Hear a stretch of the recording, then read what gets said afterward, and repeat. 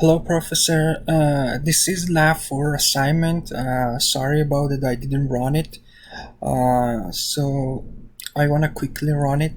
Let's see uh, what we have here. Yes, as you can see, there's a GUI here asking the name. Let's say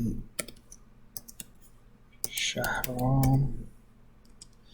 Address, like I put my own address.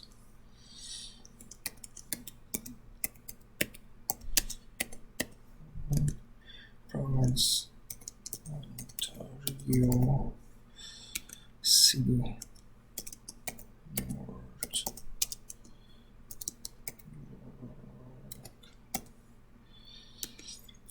postal code M1S, one piece. Oh, sorry, M1S, 1P, something. Oh, forgot it. Phone number 647-569-6294.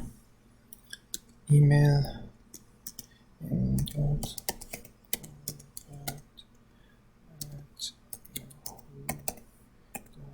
yahoo.com.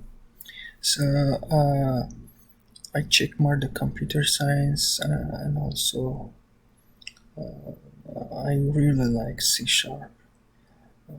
Let's say display. All my information displayed here.